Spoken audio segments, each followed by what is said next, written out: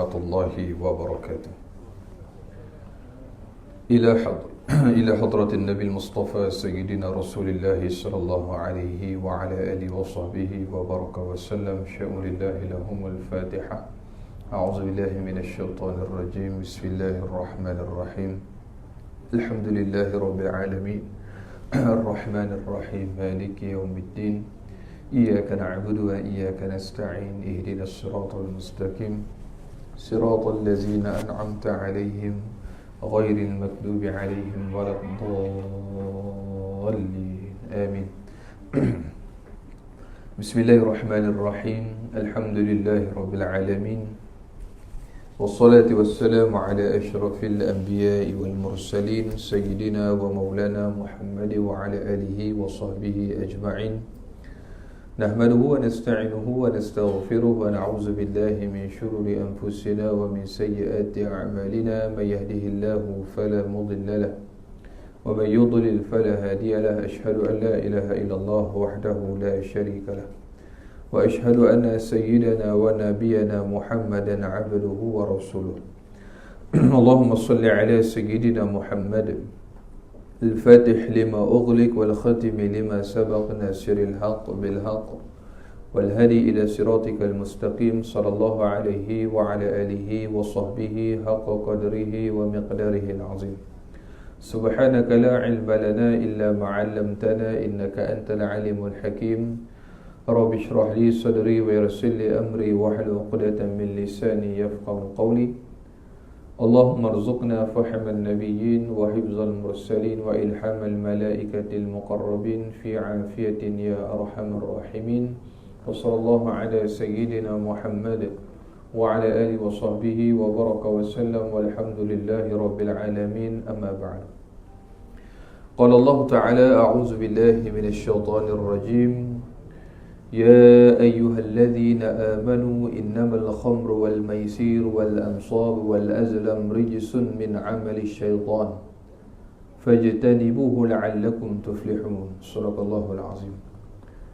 Di dalam surah Al-Ma'idah ayat yang ke-90 Allah Subhanahu wa taala berfirman,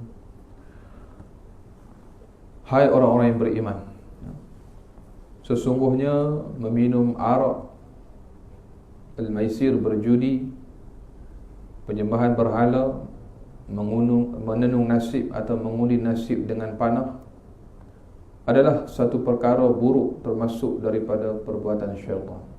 Fajtanibuhu la'allakum tuflihun. Maka jauhilah perbuatan itu agar kamu memperoleh kejayaan.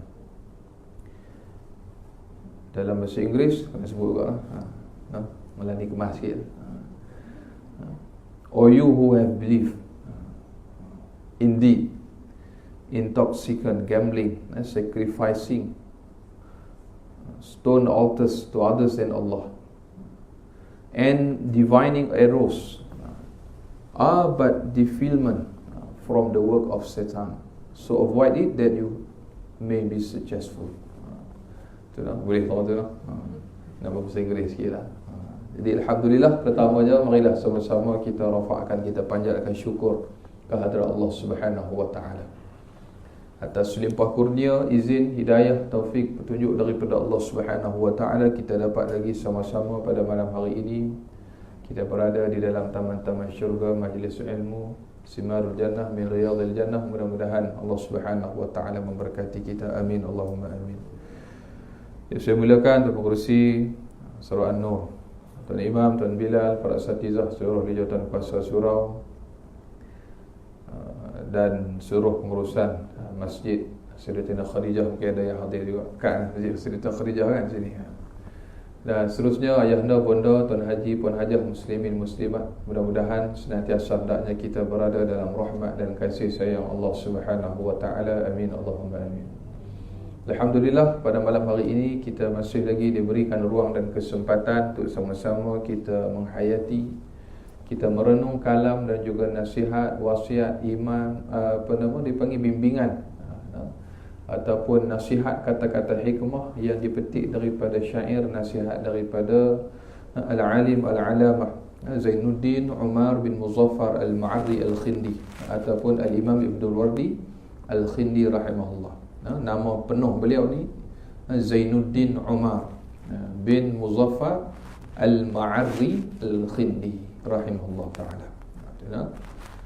Iaitu beliau yang lahir di Ma'aratun Nu'man di Syria ataupun di Syam. Syam ni adalah gabungan 5 negara. Syam adalah gabungan 5 negara. Jadi kalau sebut Syam ni, dia besar sebenarnya. Cuma dia telah dipecah-pecahkan.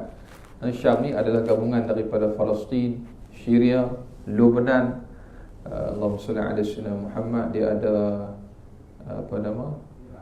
Iraq, satu lagi Jordan. Ada 5 buah negara. Cuma apabila seiring berlalunya waktu dengan penjajahan demi penjajahan dan juga pergolakan yang berlaku, sebagaimana negara-negara yang lain berlakunya divide and rules ataupun pecah dan perintah. Bahasa Inggeris gitu. Malam ni memang kita lecturing punya ni lah. Baik. Jadi dan meninggal dunia di Aleppo, Syria pada tahun 1349 Masihi ataupun 749 Hijri. Sekarang 1443. Kurang lebih 700 tahun lebih beliau meninggalkan kita. Tetapi masya-Allah tabarakallah, Al-Imam Ibn Wardi rahimahullah yang bukan sekadar ataupun bukan sahaja seorang ulama ahli fiqh dalam mazhab Syafi'i. Bahkan juga beliau merupakan seorang ahli bahasa, ahli lughah. Seorang penyair dan merupakan sejarawan ataupun ahli sejarah. Dan bahkan beliau selain daripada bidang ini, beliau juga mampu disebutkan dalam bab pemetaan. Beliau menghasilkan satu atlas, satu peta, namanya peta Al-Khindi, yang mampu menunjukkan lokasi Mekah dan Madinah dengan tepat. Jadi peta beliau ni, peta ni dia bukan reka. Dia adalah satu ilham daripada Allah Subhanahu Wa Taala berdasarkan ilmu dia. Dia ada cara untuk kira. Kalau tuan-tuan ibu-ibu pernah pergi di JUPEM, Jabatan Ukur dan Pemetaan, dia ada satu jam di depan JUPEM tu, di Kuala Lumpur ada, namanya jam matahari. Iaitu digunakan dengan cara mengikut arah bayang-bayang matahari. Saya pun bila tengok jam tu tak faham juga. Bila menung sekejap, lama-lama tu baru dia main ilham tu. Cara rupanya kira gitu. Dia punya degree, darjah dan sebagainya. Tu hebat. Tu baru jam matahari. Itu belum cerita yang lain lagi. Sebab itu apabila sebut sahaja Imam Ibn Wardi, beliau terkenal dengan ahli sejarah, pakar bahasa, ulama fiqh mazhab Syafi'i, seorang penyair yang hebat dan bahkan mampu menghasilkan atlas atau peta versi beliau sendiri. Sebenarnya peta dalam dunia ni dia ada banyak versi.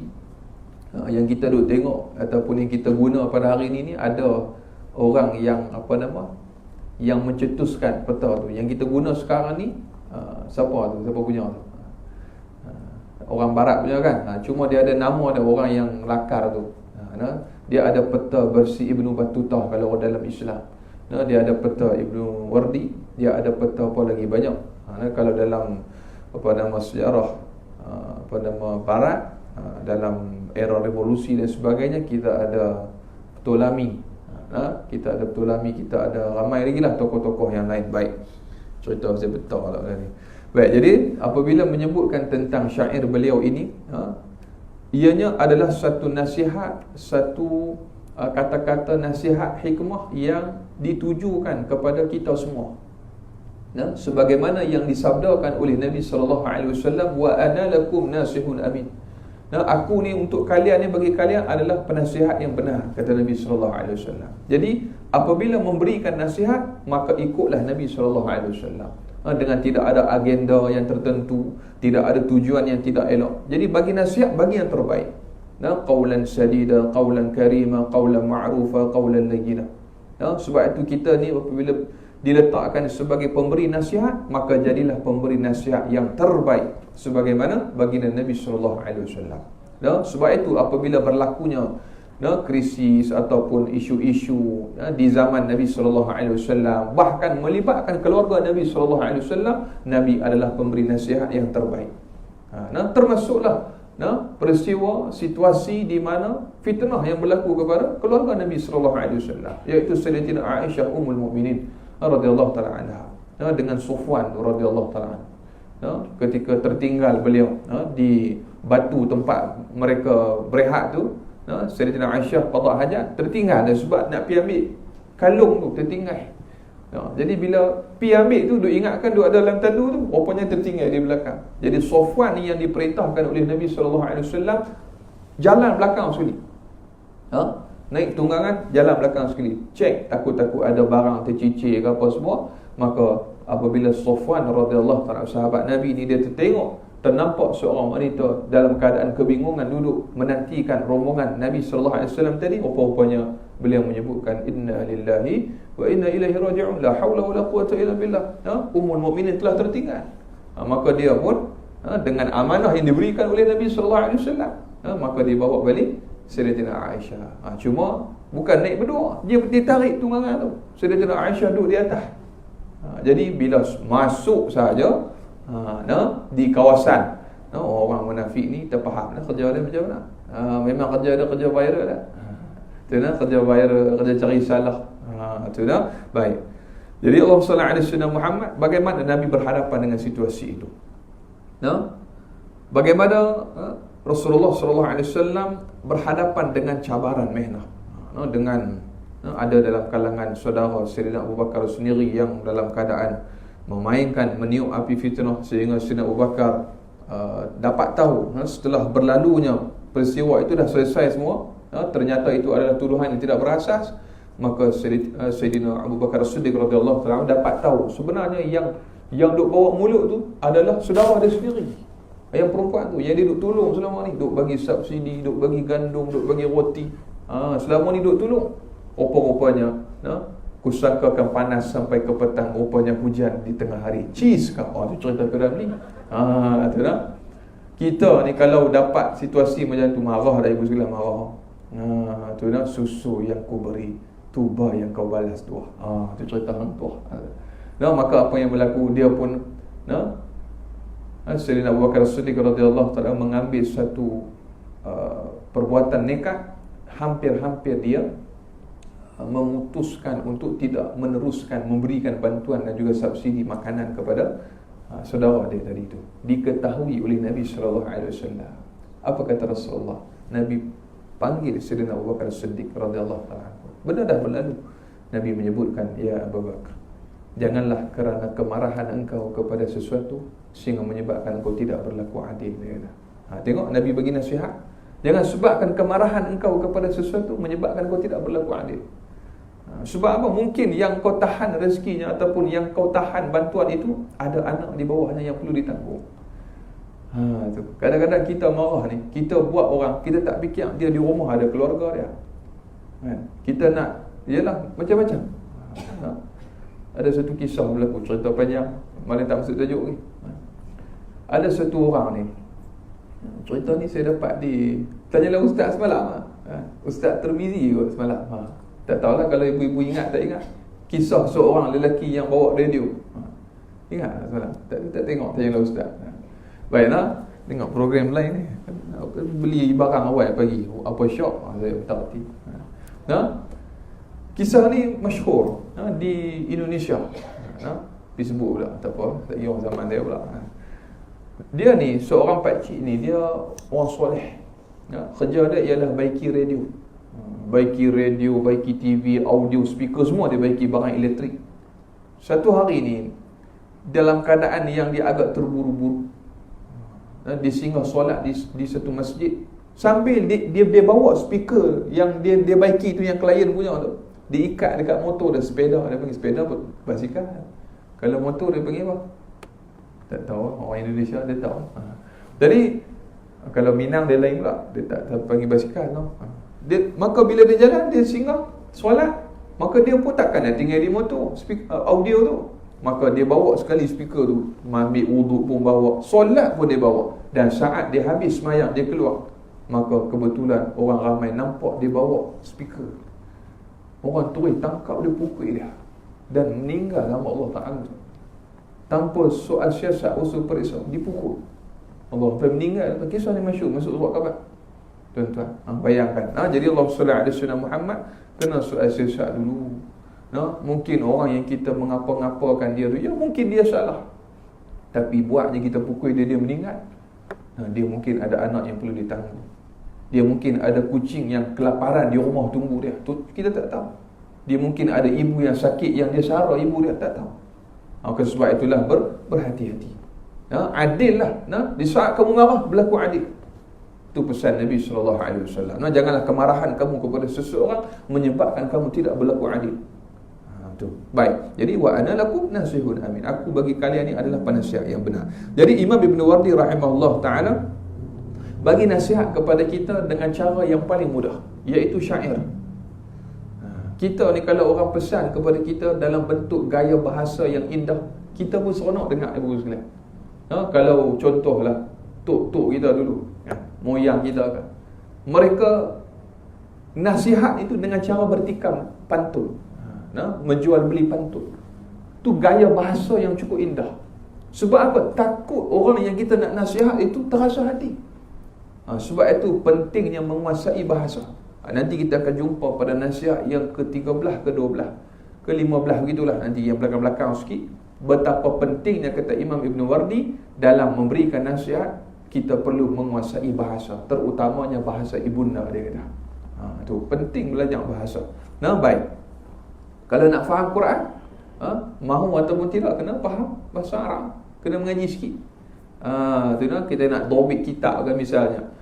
I'lam, contoh ulama sebut i'lam dalam kitab, selalu sebut i'lam, ketahuilah olehmu, dia kata. Nak dapat ilmu, i'lam ni nak dapat sesuatu ilmu, nak tahu mesti dengan ilmu. Nak dapat ilmu mesti muallim, berguru. Bila dah berguru, muallim, maka barulah amal. Tu cara dobit i'lam tu. Maka sebab itulah Allahumma salli ala sayyidina Muhammad, berapa banyak perkataan nasihat yang baik tetapi tidak sampai kepada ataupun tidak jatuh ke hati madai. Kerana apa? Kerana gagal dalam berbahasa. Maka sebab itulah memberikan nasihat itu mudah, kata Imam Ghazali rahimahullah. Memberikan nasihat itu mudah, tetapi qabul, terima nasihat itu yang susah. Termasuklah saya yang berbicara. Kadang-kadang kita yang silap. Tapi kita bila orang tegur, susah nak terima. Sebab apa? Bagi nasihat itu mudah, tapi nak menerima nasihat itulah yang sukar. Apatah lagi kita adalah orang yang memiliki jawatan kedudukan yang tinggi dan mulia di dalam masyarakat. Baik. Jadi Allah SWT Muhammad memberikan nasihat itu tidak boleh berat sebelah, ataupun tidak boleh kerana yang lainnya. Yang ini tidak ikhlas, tak boleh. Baik.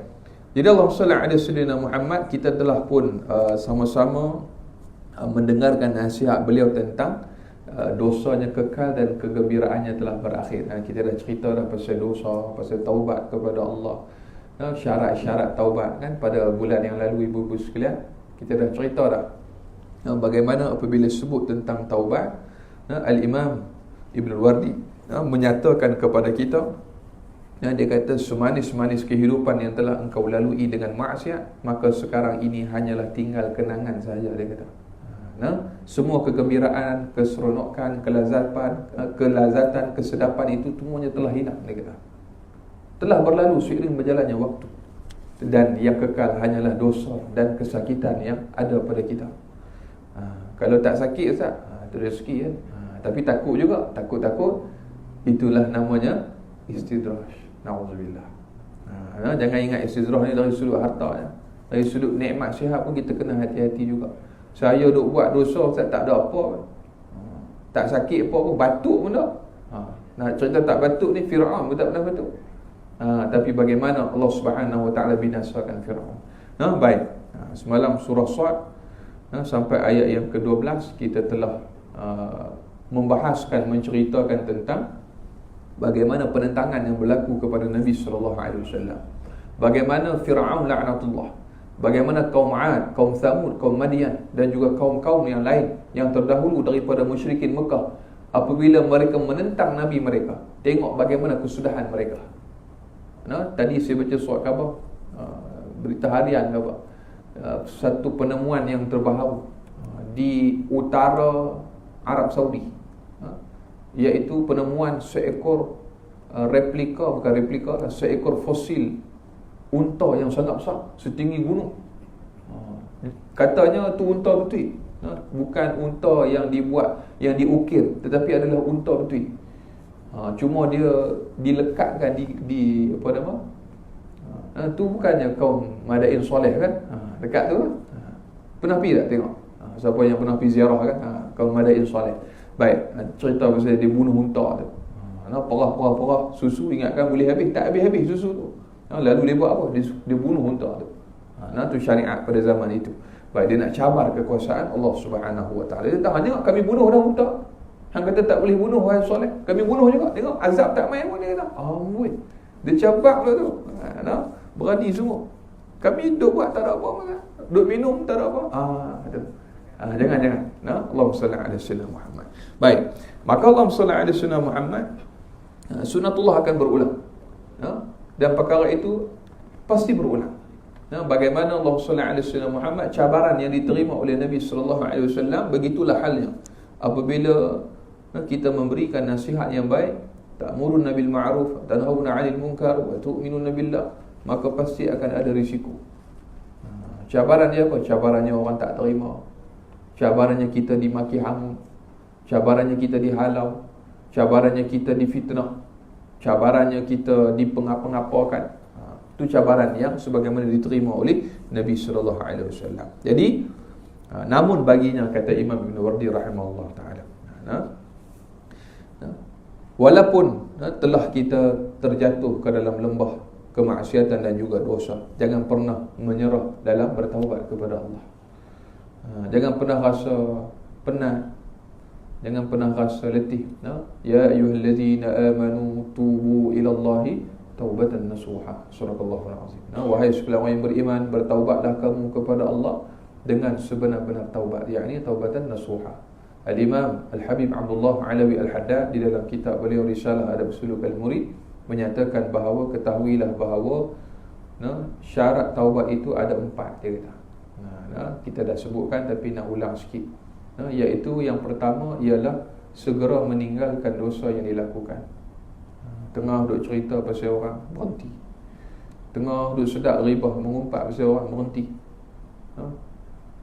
Sebab apa? Sebab syarat taubat segera meninggalkan dosa. Bukan nanti dululah, tak habis sembang lagi, nanti dulu dah. Dia kena segera meninggalkan dosa tersebut. Yang kedua, menyesal dengan dosa yang dilakukan. Menyesal sungguh-sungguh.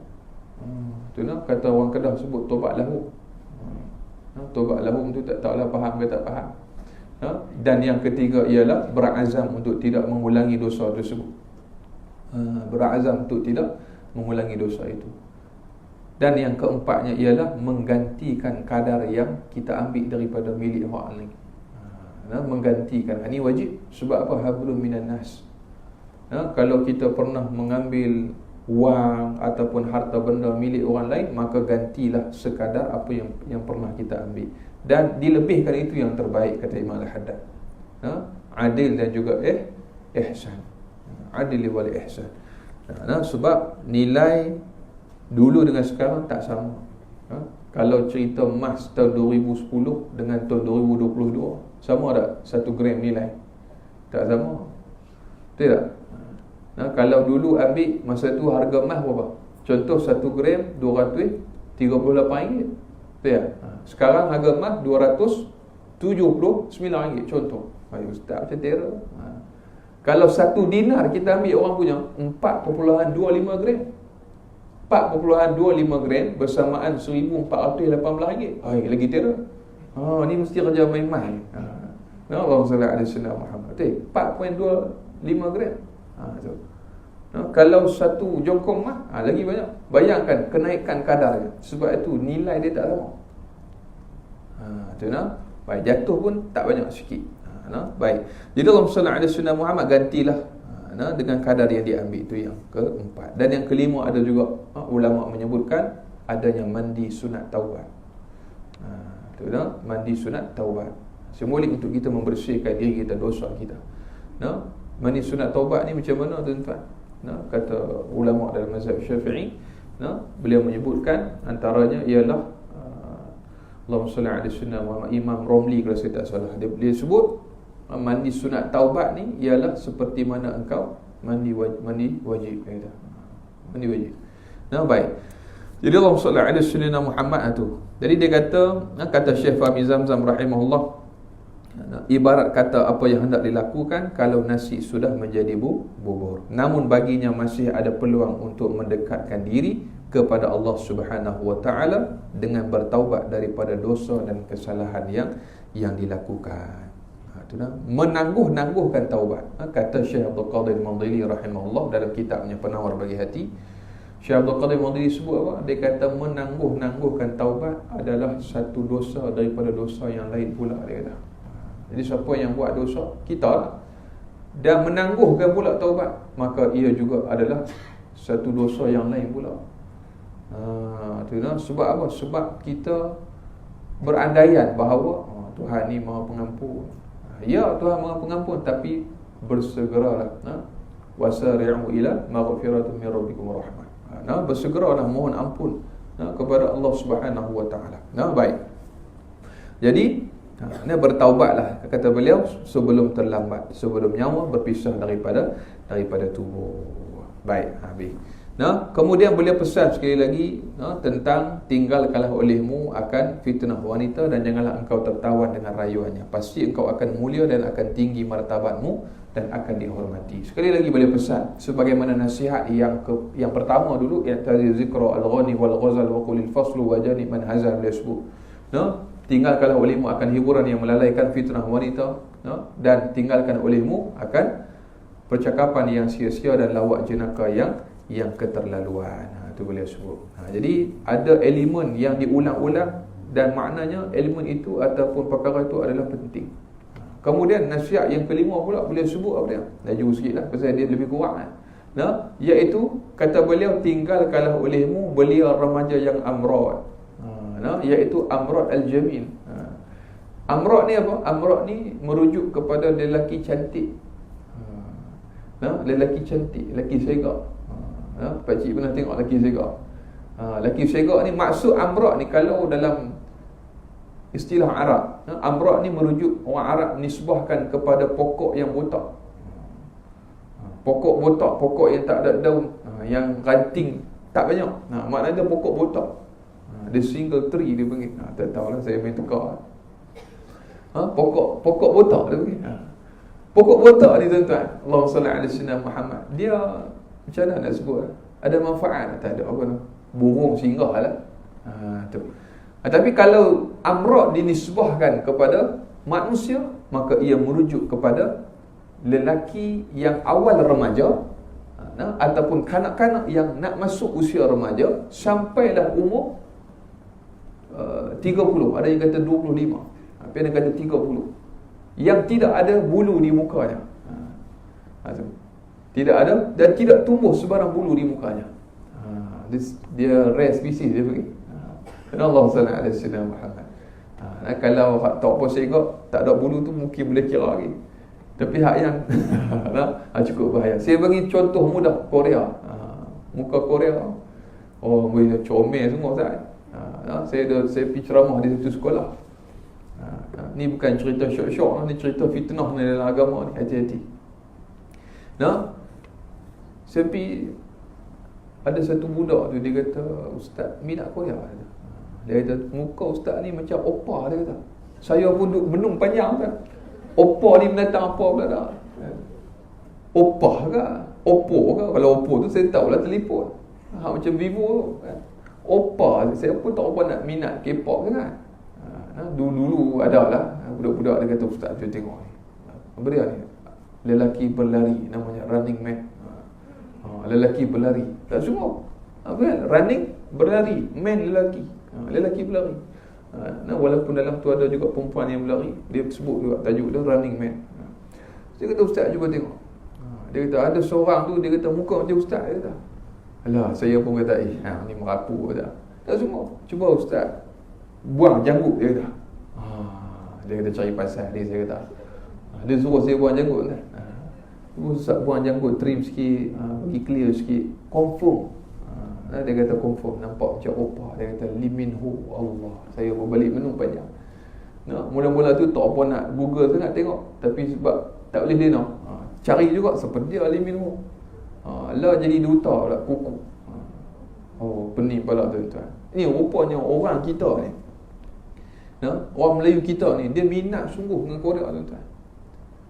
Ibu-ibu minat Korea? Tak apa nak jawab tu. Solehah sungguh Allah. Tertunduk tu. Saya tanya dia tunduk tak apalah, tak jawab, tak mengaku tu lah.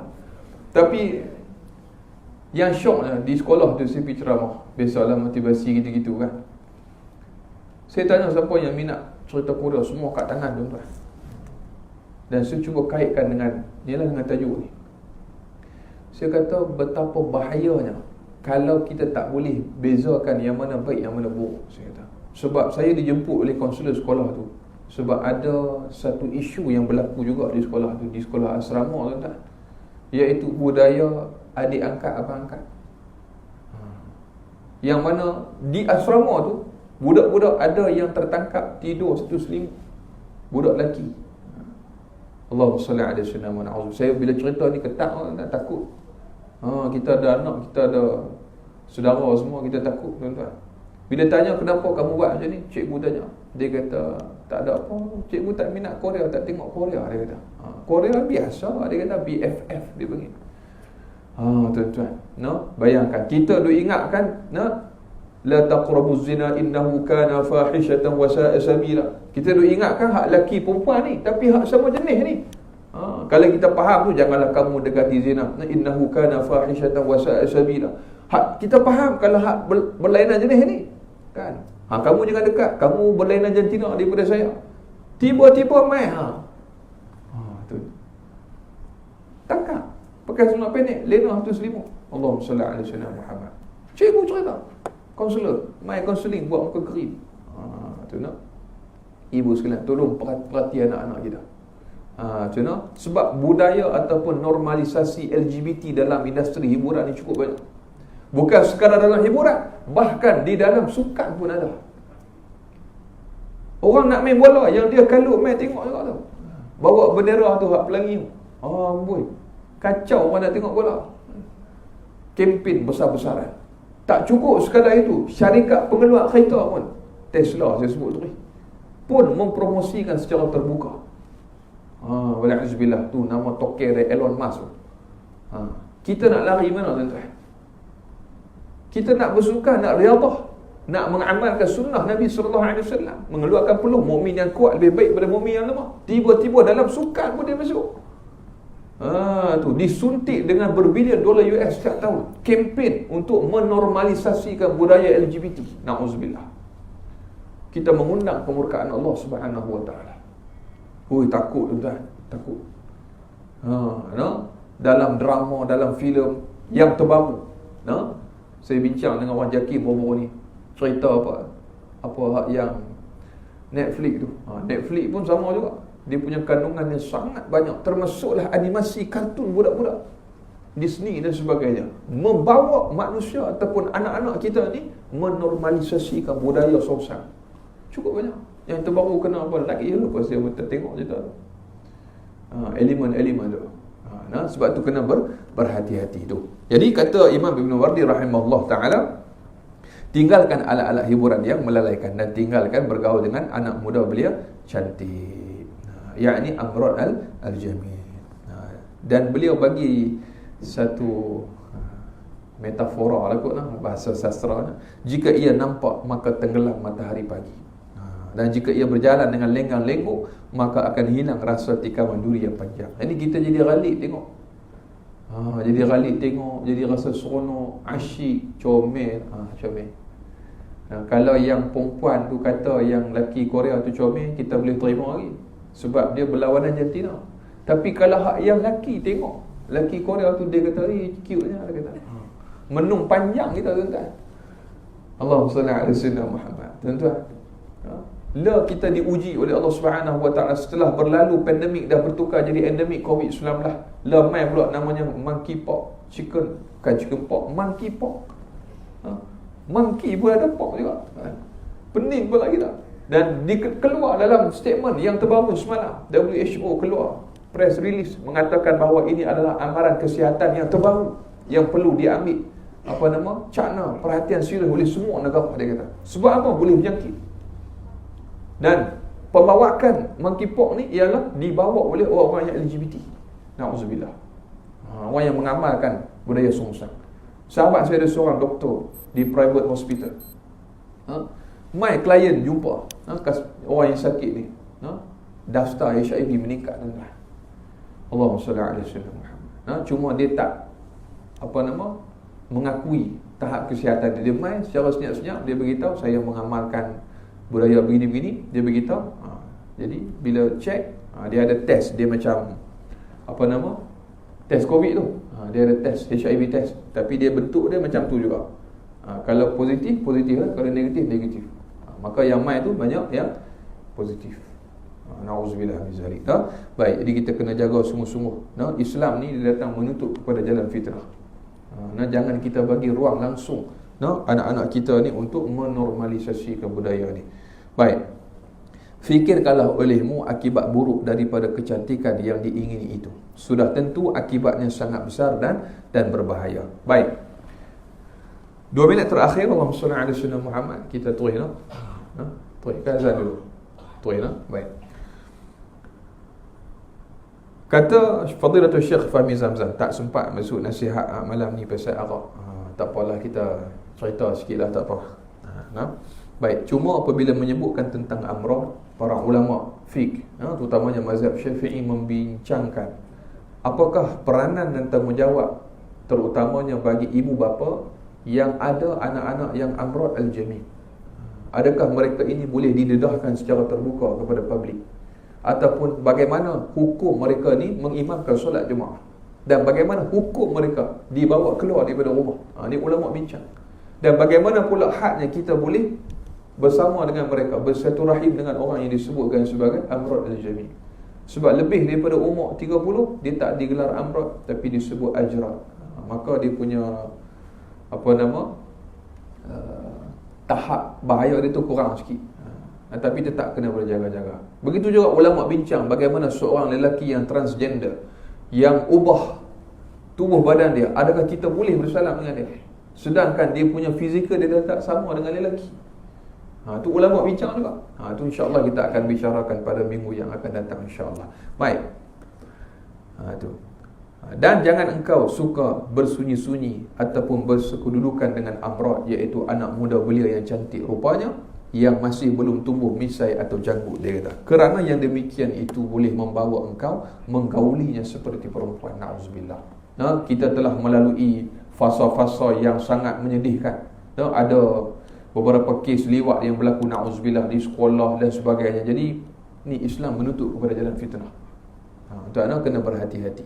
Saya di sekolah bersama dengan Da'i Aiman dan juga beberapa sahabat asatizah yang lain selalu pesan, kalau buka kitab Safinatun Najah dan sebagainya dalam bab lelaki yang akil baligh dan sebagainya, mimpi basah dan sebagainya, kita kena cerita terus. Bagi tahu tempat mana yang boleh pegang, tempat mana yang tak boleh pegang, bagi tahu. Kita terutamanya ibu-ibu sekalian ada anak perempuan pun kena cerita juga. Kamu sekarang umur 5 tahun. Kakak sekarang umur 6 tahun. Nanti kakak bila sampai umur sekian-sekian, kakak akan keluar darah. Jadi kakak jangan terkejut pula. Kalau sampai waktu tu, beritahu ibu. Kena cerita kat dia. Di sini tempat yang kawan boleh pegang, sini tempat yang kawan tak boleh pegang. Termasuk cikgu, kena cerita kat dia. Inilah ilmu. Tu nak bukan duk suruh budak pergi duk belon dekat botol ya. Tu ada apa-apa ni. Oh, pening pula kita.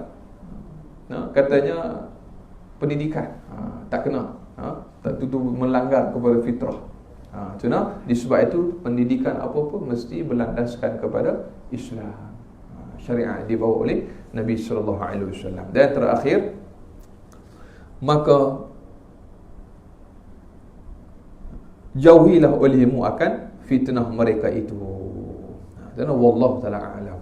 Dan nasihat yang keenam insya-Allah kita akan bicarakan pada siri yang akan datang tentang bahayanya perkara yang merosakkan akal kita, iaitu arah. Wallahu taala alam. Mudah-mudahan apa yang kita dengar dapat kita sama-sama amalkan dan juga sampaikan, dan kita sama-samalah pelihara generasi kita, anak-anak kita, daripada ujian-ujian, perkara-perkara yang boleh mengganggu-gugat iman kita, akidah kita, supaya mana kita selamat bertemu dengan Allah Subhanahu wa taala. Aku qauli hadza wa astaghfirullahal azim li wa lakum wa billahi taufiq wal hidayah. Assalamualaikum warahmatullahi wabarakatuh. Allahumma nawwir qulubana بنور هدايتك ما نورت الأرض بنور شمسك أبدا أبدا برحمتك يا أرحم الراحمين. ربنا آتنا في الدنيا حسنة وفي الآخرة حسنة وقنا عذاب النار.